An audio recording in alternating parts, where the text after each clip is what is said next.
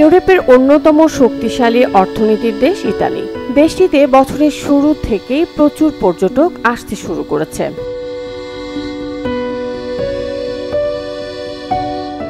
Colosseum, Vatican city সহ বিভিন্ন স্থাপনা ঘিরে পর্যটকদের ভিড় ক্রমেই বাড়ছে। বিশেষ করে গরমের এই সময়টিতে বিশ্বের ভ্রমণ পিপাসু পর্যটকরা ভিড় করেন ইউরোপের এই দেশটিতে।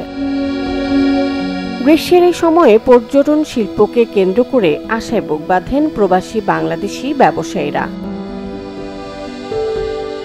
রোমের বিভিন্ন পর্যটন এলাকায় অসংখ্য পর্যটকদের আনাগোনা থাকলেও প্রত্যাশা অনুযায়ী এখনো লাভের মুখ দেখতে পাননি বলে জানান প্রবাসী বাংলাদেশি ব্যবসায়ীরা। তবে আগামী দিনগুলোতে পুষিয়ে নিতে পারবেন বলে আশাবাদ ব্যক্ত করেন তারা।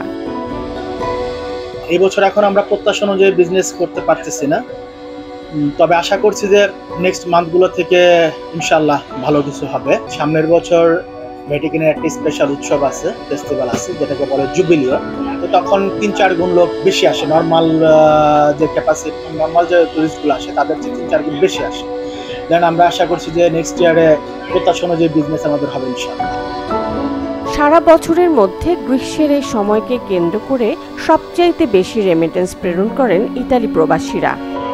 টুরিস্ট আসতেছে, এখন সামার চলতেছে, তো টুরিস্ট আসতেছে, আরো আসবে। তো এখন পর্যন্ত আমাদের ওই আশা হইতেছে না। আশা করি সামনে যে সময়টা আছে ওই সময়টাতে আমাদের আশা করি ভালো হবে। আগামীতে প্রত্যাশা অনুযায়ী ভালো ব্যবসার সাথে বাড়বে রেমিটেন্স প্রবাহ, আশা প্রবাসী বাংলাদেশি ব্যবসায়ীদের। Desk report, channel 24।